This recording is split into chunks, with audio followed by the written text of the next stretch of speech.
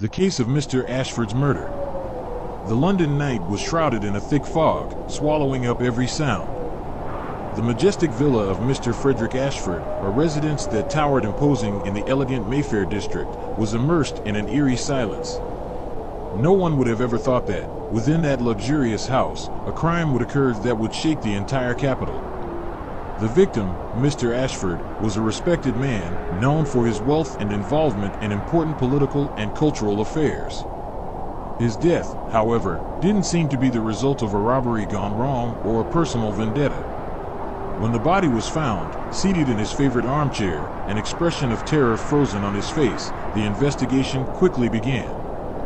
The detective assigned to the case was the brilliant James Hawthorne, renowned for his sharp mind and ability to solve the most complex crimes. Hawthorne, a middle-aged man with piercing gray eyes and an air of mystery surrounding him, had earned a reputation as the best private investigator in the city. He was said to be able to see what others could not perceive. He was a methodical, precise man, but also captivating in his apparent coldness. Upon arriving at the crime scene, Hawthorne was greeted by Commissioner Wilkinson, who appeared quite tense. "Detective Hawthorne, it's a pleasure to have you here, but I'm afraid we're dealing with a very complicated case," said Wilkinson, leading him through the grand hallway of the villa. The house was a display of luxury, antique furniture, priceless paintings, and a grand staircase leading up to the upper floors. But the atmosphere was unsettling.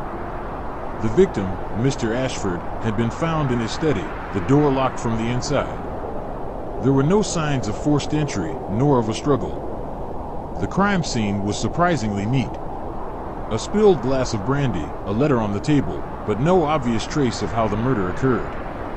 Hawthorne approached the body, examining every detail carefully.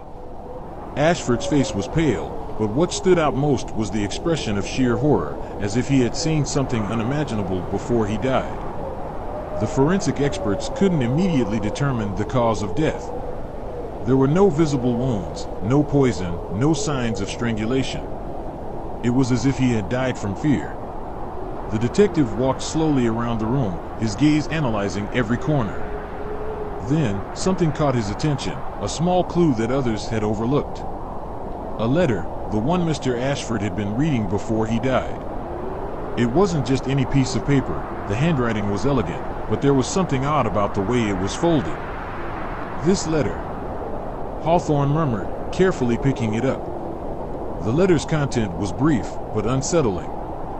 "Mr. Ashford, your life is about to be ripped away, just as fate has always intended. The truth will elude you, but remember, every man has his price. There's no escape. The end is near." It was a cryptic message, but Hawthorne immediately understood that someone wanted to frighten the man. But who? And why? The investigation intensified, and the detective discovered that Mr. Ashford had many enemies. Troubled business dealings, old alliances betrayed, and a dark past that no one knew about. Every suspect that emerged seemed to be just a piece of a much larger puzzle, but Hawthorne was convinced the culprit was close. Days passed, but the detective's intuition led him to uncover a shocking truth. The letter had been written with ink from a pen that belonged to someone very close to Mr. Ashford, a former business partner who had lost everything because of the man's machinations. When Hawthorne confronted him, the man denied everything, but his behavior betrayed his guilt. In the dead of night, the detective finally uncovered the truth.